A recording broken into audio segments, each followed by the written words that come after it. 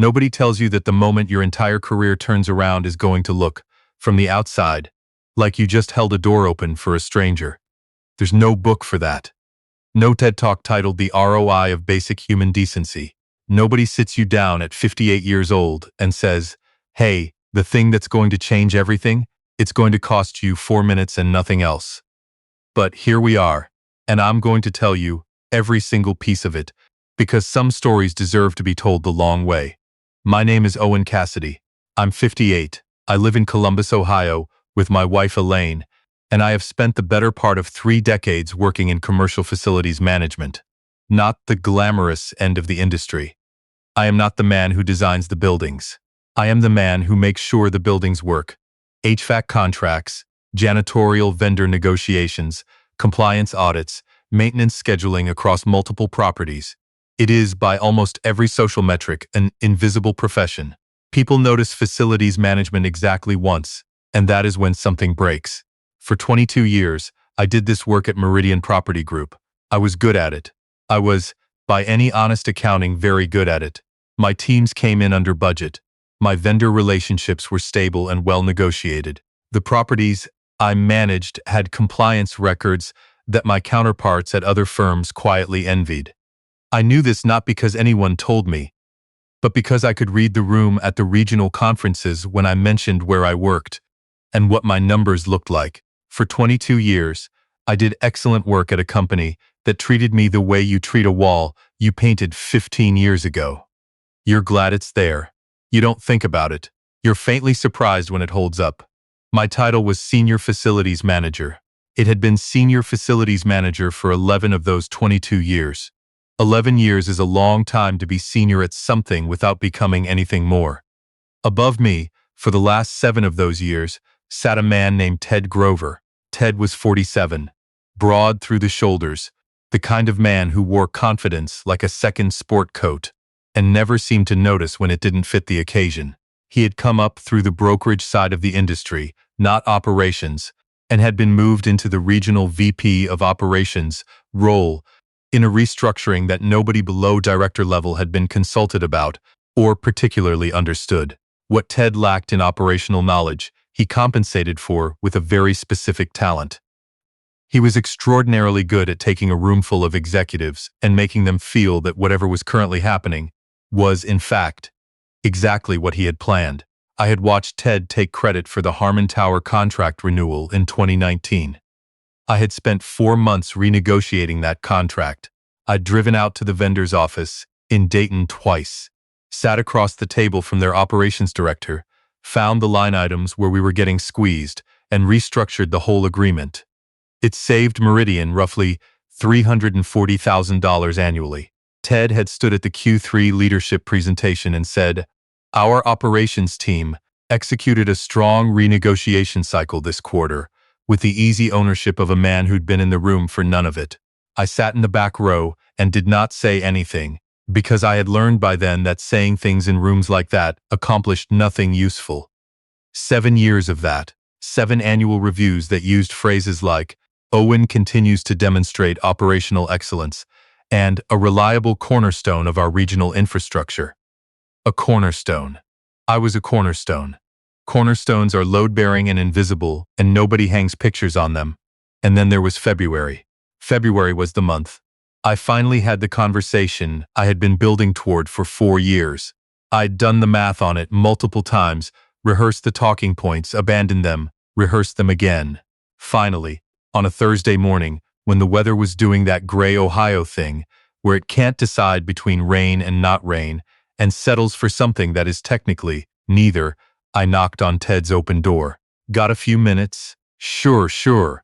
He gestured at the chair across from his desk without looking up from his screen. "What's going on?" I sat down. I had decided to be direct.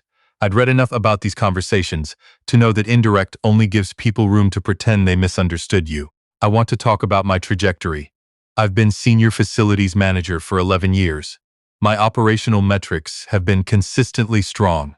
I'd like to understand what a realistic path to Director of Operations looks like. Ted put down his pen. That was the first tell. The deliberate putting down of the pen. "Owen, He said my name the way people say it when what they mean is I'm about to reframe your understanding of yourself. You're the backbone of what we do here. You know that. I appreciate that. But backbone and leadership are different skill sets. He said it like he'd said it before. Maybe he had.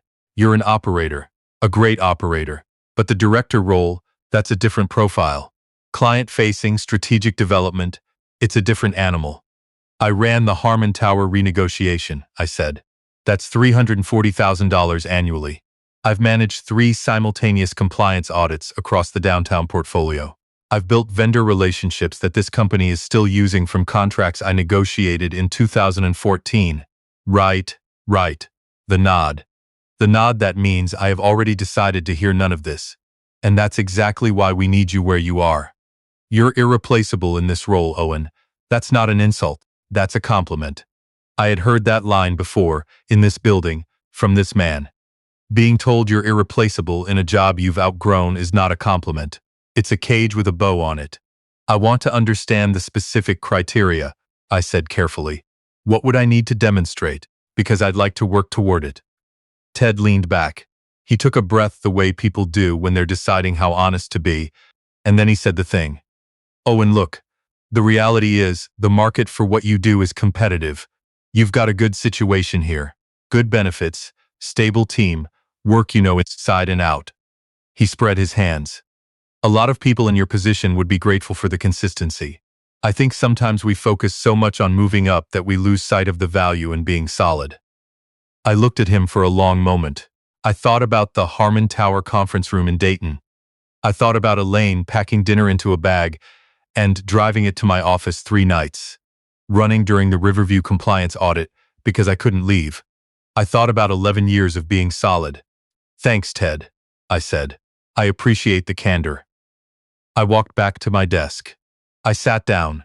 I opened the Lakeview portfolio file, and somewhere underneath all the professional composure, something went quiet in a way that felt different from the quiet it usually was. I didn't know it yet, but the day that changed everything was 9 days away. The morning of March 4th started with a broken garage door spring and a 15-minute delay I did not have room for. Elaine heard the thing snap at 6:40 and we both just stood in the garage looking at the door for a moment like it might change its mind. It didn't. I backed out manually, closed it by hand, and made a note to call a repair service from the office. I got to the Meridian building at 7:51, which was later than I liked. I parked on the second level of the garage, took the skybridge, came through the main entrance, and saw her immediately. She was sitting in the seating area to the left of the reception desk. 2 low chairs, and a side table that exists in the lobby of every mid-level commercial building in America, the kind of seating that is technically available, but practically decorative. She was in one of the chairs. She had a large canvas tote bag on the floor beside her, and a manila folder in her lap, and she was watching the room with the particular focused attention of someone who is reading everything except the audio. She was somewhere in her mid-70s, I would have said. Small, upright, with white hair cut practically short, and glasses that had probably been stylish 15 years ago, and had cycled back around to stylish again without her particularly caring either way. She was dressed with the quiet intention of someone who had a meeting that mattered, and nobody was helping her. The front desk associate, a young guy named, I didn't even know his name, actually, we'd never been introduced, was on the phone, swiveled away at an angle. 2 people from the second-floor brokerage team came through the lobby, went past her, continued to the elevator without slowing. A woman from accounting I recognized crossed from the coffee station to the stairwell and did not look in the direction of the chairs at all. I stood and watched for maybe 15 seconds. Something about the way she was sitting. The stillness. Not defeated, not anxious, just contained. Reading the room, as I said. Her eyes moved the way my brother-in-law Paul's eyes move in loud spaces. The way they have moved since he lost most of his hearing, in his late 40s, from a gradual nerve condition that took about 4 years to take almost everything. I'd watched Paul learn to navigate the world without sound over those years. The way he tracked faces. The way he positioned himself so he could see doorways. The way he held himself absolutely still when something was happening that he needed to catch. This woman was holding herself like that. I set my laptop bag down on the empty chair beside her. When she looked up at me, I raised my hand in a small wave, made sure she could see my face clearly, and then, because with Paul I'd spent 2 years learning the basics before eventually getting reasonably fluent, I signed. Good morning. Are you waiting for someone? The change in her expression was immediate and complete, the way a room changes when someone opens a window. Not surprise, exactly, but relief, and behind the relief, something that looked like recognition. Someone who speaks your language has found you in a country where you didn't expect them. Yes, she signed back. Her signing was practiced and precise, the ASL of someone who had been using it for a long time. I have a meeting. I wasn't sure who to let know I was here. The desk seemed busy. Who are you meeting with? She paused for the briefest moment, and in that pause was something dry and considered that I'd understand better later. Mr. Altman, she signed. David Altman. I believe he's expecting me, but it's possible the front desk doesn't have me on the list. These things happen. Let me check for you, I signed. Can I get you anything while you wait? Coffee, water? I'm fine, thank you. She signed and then added, You're the first person who stopped. I went to the front desk. The associate, still on the phone, held up one finger. I waited. When he finished, I explained that there was a woman in the lobby waiting for a meeting with David Altman. The response I got was a version of the response you get when you tell someone something they should already have known and don't want to acknowledge that they didn't. She's been there since. I've been on calls since I got in. I didn't. He pulled up the screen. Okay, I have her. She should have been. I need to call up. Yeah, said, please do. I went back to the seating area. Someone's calling up now. I signed. They'll come get you shortly. Thank you. She was quiet for a moment, looking at me with a direct attention that was evaluating without being unkind. How long have you known sign language? About 9 years. I signed. My brother-in-law. He has a progressive nerve condition. I learned so we could still talk. She considered that. Good brother-in-law. I try to be, I said. Then, because she'd introduced herself only in relation to her meeting, I added, I'm Owen Cassidy. I work here, facilities management. Irene, she signed back simply. And then, after a measured beat that I would think about later, Irene Altman. I smiled politely. The name didn't connect. I was tired. I was already thinking about the garage door repair and the contractor call I had at 9:15, and the name Altman was common enough that it didn't ring anything. I just thought, same last name as her contact, maybe a relative, maybe a coincidence. Do you come to Columbus often? I signed, making conversation while she waited. A few times a year, she signed. My son is here. And business, occasionally. What kind of business? Property, she said. Development mostly. It gets dull to describe. I smiled. I work in facilities management. I understand dull to describe. She laughed. An actual laugh, shoulders moving, the laugh of someone who found something unexpectedly genuinely funny. I heard it, barely. A small, real sound. She had some residual hearing, I guessed. Or perhaps she'd just been doing that long enough that laughter happened anyway. The elevator opened. A woman I recognized as one of the executive assistants on the 4th floor came through at a pace that was professionally controlled urgency. The walk of someone who very much wanted to run, but had decided that was not appropriate. She saw us, she saw Irene, and something in her expression recalibrated with the specific quality of someone doing rapid damage control. Mrs. Altman, she said, speaking directly and clearly, making sure she was facing her. I'm so sorry. There was a miscommunication at the desk. You should have been contacted when you arrived. Irene waved one hand. The same small, dismissive wave I suspect she had deployed for decades at unnecessary apologies. Then the elevator opened again, and David Altman came out. I had seen David Altman 3 times in 22 years. Once at an all-staff meeting when the company hit its first $100 million in managed assets. Once at a ribbon cutting for the Riverside development, and once in the parking garage when I was leaving at 8 p.m. and he was apparently also leaving at 8 p.m. And we nodded at each other in the way of two people who have no shared context and know it.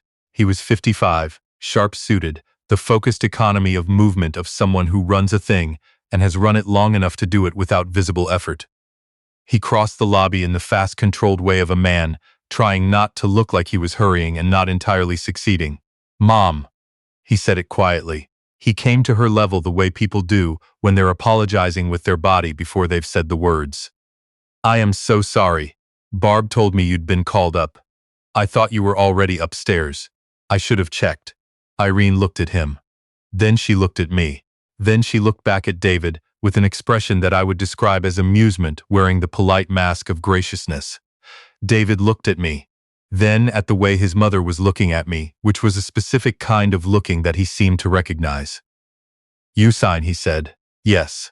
My brother-in-law. He processed this. You work here? 22 years. Facilities management. He repeated my name when I gave it to him. Not out loud. Just a slight movement of the lips, like he was writing it somewhere internal for later. He thanked me. He thanked me in a way that wasn't perfunctory. The thank you of someone who meant it and knew why they meant it.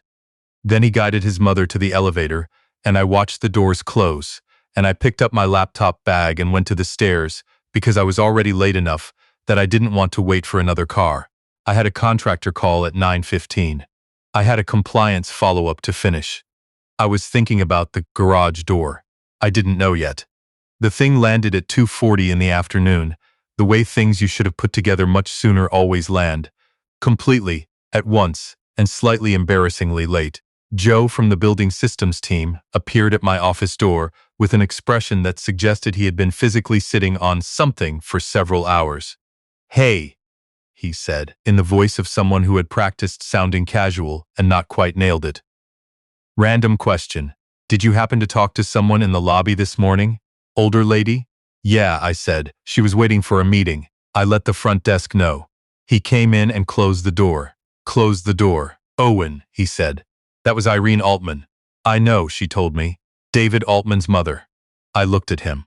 David Altman, whose mother, Joe said, with the precision of a man delivering a specific amount of information at a time, is Irene Altman, née Whitfield, who, with her late husband Franklin, started this company in 1987 with 2 properties and a handshake agreement, who sold her majority stake to the investment group 12 years ago, who still holds 31% of the voting shares and sits on the board of directors.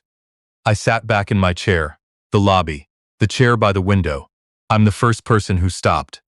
She built this company, Joe said, and she was just sitting there. I looked at the wall for a moment.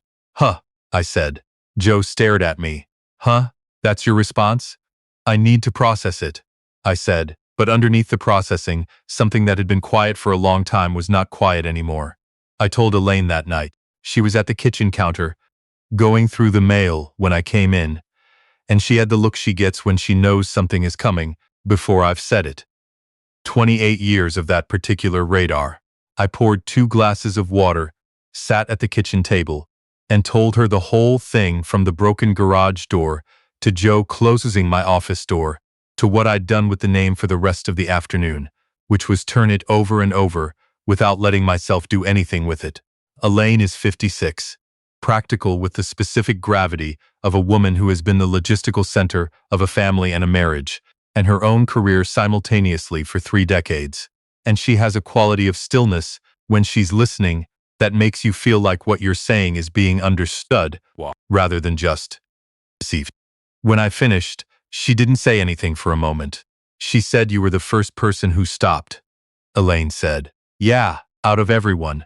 The front desk guy was on calls. 2 people from the brokerage floor walked right past, someone from accounting. Elaine set down the mail. How long was she sitting there? I don't know. Long enough. Elaine looked at me. How do you feel? I feel like I'm trying not to feel anything yet, I said honestly, because the last time I felt like something was coming, Ted told me I should be grateful for consistency. She was quiet for a moment. Then, don't do that. Do what? Minimize it. Pre-shrink it so it doesn't hurt as much when nothing happens. She looked at me directly. I've watched you do that for years, Owen. Talk yourself down before anyone else can. I didn't say anything. You stopped, she said, when nobody else did. You stopped and you talked to her like a person. Don't make that small. I looked at my wife, 28 years, 2 kids grown and gone, a lot of late dinners and a lot of quiet patience. Okay, I said, good. She picked up her water glass.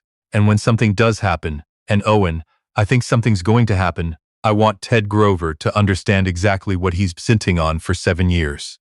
I didn't argue with her. I didn't say anything. But I didn't argue. The call came the following Tuesday at 10:20 in the morning. Not Ted. Not HR. Mr. Cassidy. The voice was professional and unhurried. This is Patricia, executive assistant to David Altman. Mr. Altman would like to meet with you when you have availability. He's open Thursday afternoon, or any time Friday. I kept my voice level. I said Thursday worked. I asked what time. 2 o'clock, if that's convenient. Perfectly, I said. I put the phone down. I did not move for approximately 10 seconds. Then I straightened my jacket, which was unnecessary because I was sitting at a desk alone. But some physical acts of composure are just reflexive. I became aware that I could see Ted's office from where I sat, through the interior window that looked onto the operations bay. He was at his desk. He was not looking at me. He didn't know who had just called. He would find out what it meant before I did. David Altman's office was not the executive office I would have expected. No power furniture, no commanding desk, positioned for psychological advantage. It was a working room.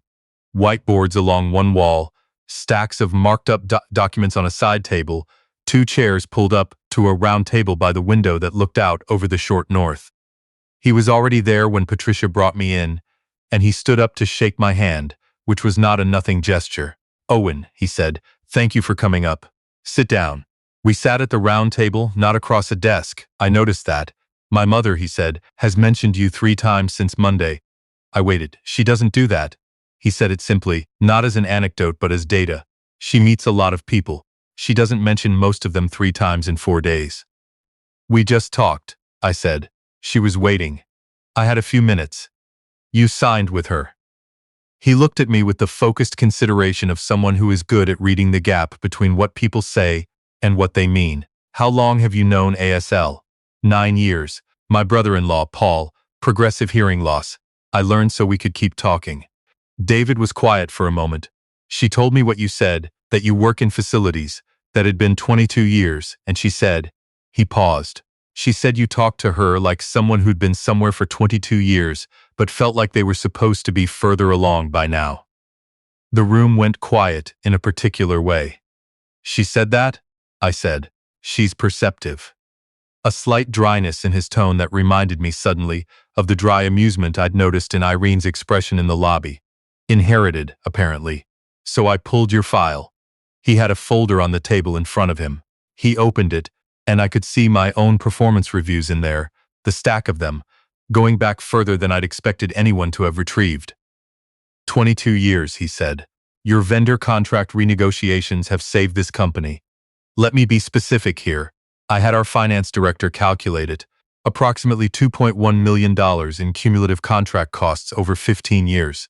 That's documented, the Harmon Tower contract alone." He said it without ceremony. "Your compliance record across the downtown portfolio is cleaner than any other regional manager we have.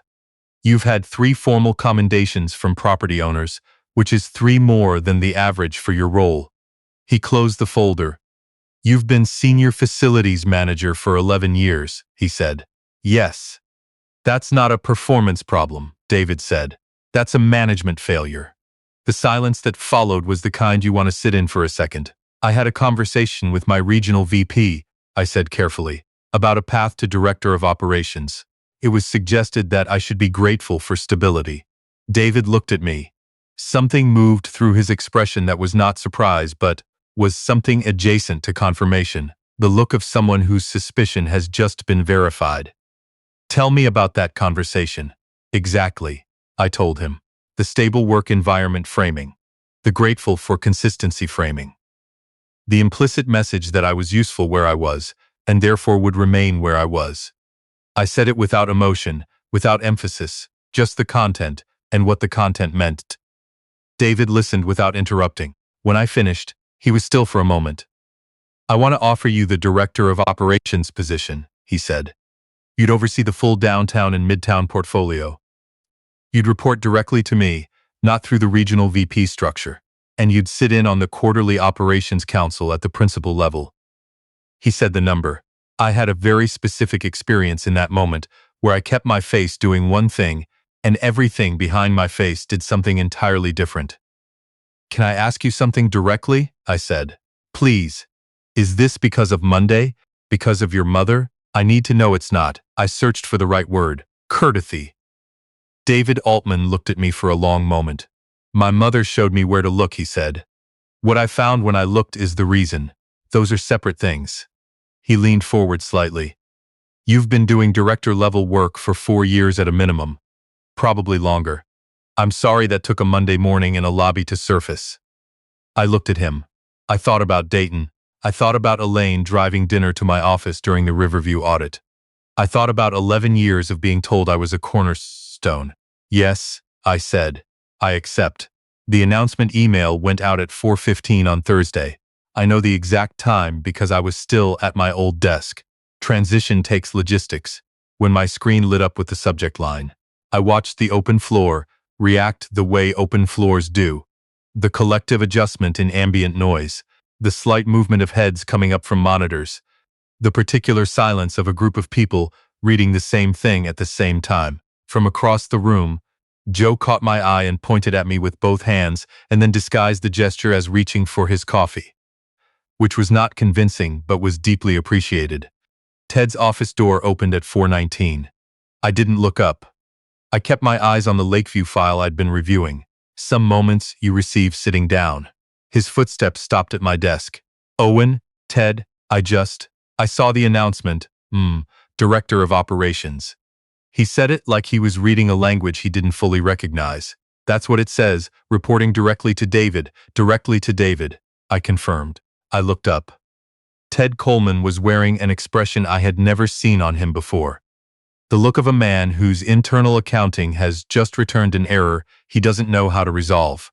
He was working very hard to arrange his face into something readable and finding it difficult. "I wasn't aware this was being considered," he said. "Neither was I said pleasantly, "until Thursday morning." He was quiet. Something moved behind his eyes, arithmetic. "Is this because of?" He stopped himself. "The lobby.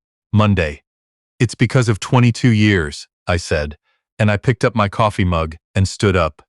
And I looked at Ted Grover one last time in the uncomplicated way that you look at something when it no longer has any hold on you. It just took a Monday morning for someone to go looking. I gave him a small nod. A genuine one, actually. Nothing dramatic. Then I walked to the window end of the office, because there was a property report I wanted to read before I left, and I did not look back. Behind me, I heard nothing. Not a word. That was the right amount. I want to be clear about what happened in the first 3 weeks of the new role. Because I've told this story to 2 people, and both of them assumed I went looking for what I found. I didn't. I was doing the job. Director of Operations meant a full portfolio review, vendor contract audit, compliance calendar assessment across all properties. That is what any competent person does in that seat on day 1. I was doing the job. What I found was not something I went looking for. On the 8th day of the review, going through the subcontractor billing records for the past 5 years, I found a discrepancy in the electrical maintenance contracts for 3 properties in the Midtown portfolio. The billing rate was 18% above the market rate for comparable services in the Columbus metro area. That alone wouldn't have flagged anything. Above market rates happen for plenty of legitimate reasons. What flagged it was the contractor's ownership structure, which I looked up as part of standard vendor vetting. The primary subcontractor, Grover Building Services, LLC, had been incorporated in 2018 in Delaware. One of the 3 listed managing partners shared a last name with my former regional VP. I sat with it for a while. Then I checked the contract origination dates. All 3 contracts had been structured or renegotiated after Ted Grover took the regional VP role. I'm not a lawyer. I don't know exactly what that is. What I know is what it looked like. I called Patricia and asked for 30 minutes with David at his earliest availability. I brought a clean summary, 12 pages. No editorializing, no conclusions drawn beyond what the document supported. I put it on the table and let him read. He read the whole thing. He didn't say anything while he read. When he finished, he looked up with an expression that I would describe as extremely controlled and quietly furious. The face of someone who has just found something in their house that shouldn't be there, and is deciding what to do about it. You found this in the standard review, he said. I wasn't looking for it, I said.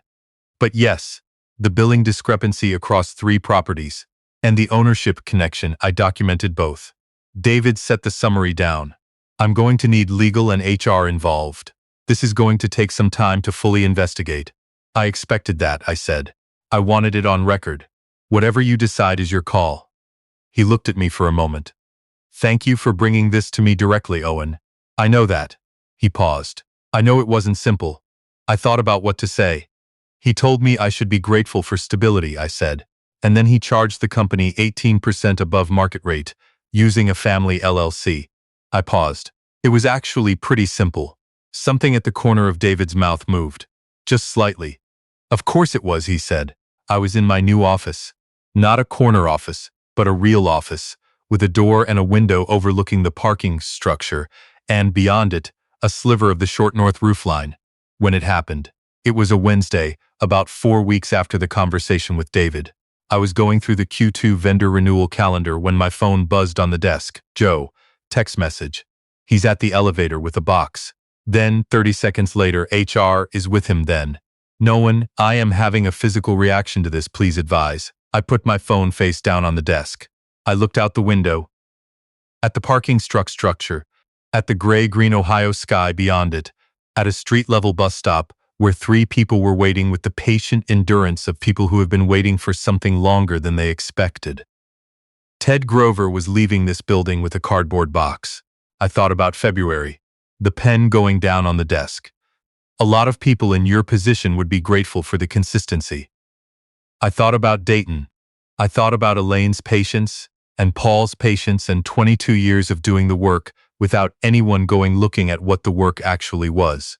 I sat with that for as long as I needed to. Maybe 2 minutes, maybe less. Then I picked up my pen and went back to the Q2 calendar. Irene Altman came back to Columbus 6 weeks later. David's assistant mentioned it in passing on a Thursday. His mother was coming in for a board session, would be in the building, Friday. I didn't think much of it. Friday afternoon, Patricia appeared at my office door. Mrs. Altman is asking if you're available, she said. She'd like to say hello. I took the elevator to the 4th floor conference room and found Irene sitting at the far end of the long table with her portfolio and her canvas bag, and a cup of tea that someone had provided and she had apparently not touched. The Columbus skyline spread out behind her in the window, gray and familiar and larger than it looked from the street. She looked up when I came in. That window-opening expression again, the relief of someone finding language in an unexpected place. Owen, she signed. Irene. I sat down across from her. It's good to see you. She studied me for a moment with the same complete attention I remembered from the lobby. You look different, she signed. Different how? Like you put something down, she said. You were carrying something the morning we met. It's not there anymore. I didn't say anything for a moment. She wasn't wrong. I heard about Ted Grover, she said. I figured you would. David told me how you found it and how you handled it. She paused.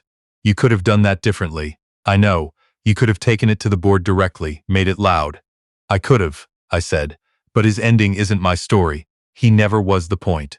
She looked at me for a long time. That same measuring attention, the kind that doesn't miss much. Then she reached into her portfolio and slid a single sheet of paper across the table. I picked it up. I read it. Halfway through, my brain did something that required me to start over at the top. I read it again. It was a letter on board stationery signed by Irene Altman, addressed to the full board of directors of Meridian Property Group. It recommended that the Director of Operations role be formalized with a seat on the Executive Operations Committee and named Owen Cassidy as the individual to hold it. A committee seat. Board-level access. My name on official stationery. I set the letter down carefully. You didn't have to do this, I signed. I know. She lifted her tea for the first time and held it in both hands. At my age, you stop doing things you don't mean. I looked at my name in the second paragraph, just sitting there. Can I ask you something, please? In the lobby, when I signed to you, what did you think? Irene was quiet for a moment. Outside had the window. Columbus sat gray and spread out and unhurried, the way Midwestern cities look in early spring when the light hasn't committed to anything yet. I've been in business a long time. She signed eventually. Since before most people in this building were born. And the thing that took me the longest to understand, the only thing that actually matters in the end, is this. You find out who people are when it costs them something. When there's no audience. When stopping is inconvenient. She paused. 4 people walked past me that morning. You were the 5th. And you stopped. Anyone would have stopped. I signed, and even as I signed it, I knew it wasn't true. She shook her head slowly. 4 people didn't. We sat with that for a moment. Outside, a cloud shifted and the light changed, the kind of light that makes a gray Midwestern city look, for about 40 seconds, like somewhere you'd choose to be. Go home, she signed finally, with that dry undercurrent I'd first seen in a lobby chair on a Tuesday morning. Your wife is probably tired of hearing about this. I laughed. Actual, real, surprised laughter. She's been remarkably patient, I said. They always are, Irene signed. Tell her it paid off. The executive committee seat was formally approved at the April board meeting. I sat in the actual boardroom, the one with the long table, and the chairs that are what chairs look like when expense is not a consideration, and I thought about February one last time, not with anger. I was past anger. I thought about it the way you think about a thing you needed to close out, before you could move forward the way you complete a circuit. A lot of people in your position would be grateful for the consistency. 22 years. Elaine driving dinner downtown, Paul learning the world without sound, and me learning to meet him in it. 11 years at the same title. 4 people walking past a woman sitting in a lobby chair, and 1 person, running late, stopping.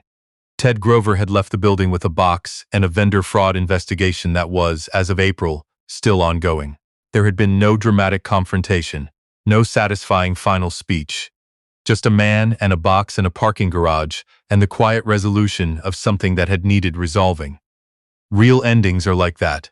They don't give you a speech. They give you a Tuesday morning and a parking garage, and you take it. Because what matters isn't the ending. I picked up my pen. The board meeting was coming to order. Around me, people were opening portfolio and checking phones and settling into the rhythm of work being done by people who were there to do it. I had work to do. That evening, Elaine and I sat on the back porch after dinner. Our daughter had called earlier in the week. Our son had texted that morning. The house was quiet with the particular quality of quiet that a house earns over decades of being lived in. And I told her about the board meeting and the letter and what Irene had said. She listened the way she always listened, the accurate scale. When I finished, she picked up her wine glass and looked out at the yard, at the elm tree we'd planted the year we moved in, and that had long since become something we planned around rather than something we'd planted. She was right, Elaine said. About which part? About you putting something down. She looked at me. You have. I can see it. I thought about that. About the particular weight of a thing you've been carrying, so long you stopped noticing it was there until you weren't carrying it anymore. Yeah, I said. I think I have. Elaine reached over and put her hand on top of mine. Warm. Steady. The exact same gesture she'd made on our 3rd date at a coffee shop in Cincinnati, when I'd told her I was nervous about something, and she'd just placed her hand on mine like the conversation was settled. You know what Paul said when I told him? She said. You told Paul? Yesterday. He said. She smiled, a private smile that meant she'd been waiting to deliver this. He said, of course they finally noticed. He's been the most competent person in that building since before I went deaf, and I've never even been to Columbus. I laughed. The same surprised, real kind. That's extremely on brand for Paul, I said. It is. She squeezed my hand and let it go and picked up her glass. He's coming for Easter. Good. He wants to see the new office. I'll show him. We sat in the quiet for a while. The elm tree moved slightly. Somewhere down the street, a kid on a bike went past. The kind of ordinary, specific moment that you don't photograph and don't post anywhere, and that turns out, looking back, to be exactly the texture of a good life. For 22 years I had been the thing that held everything up and that nobody looked at. The cornerstone, the solid one, the reliable piece of infrastructure that the building assumed would simply be there because it always had been. I had stopped being furniture on a Tuesday morning in March. Not because I'd done anything heroic, but because I'd stopped for 4 minutes when 4 other people hadn't. That's the whole story. That's all it was.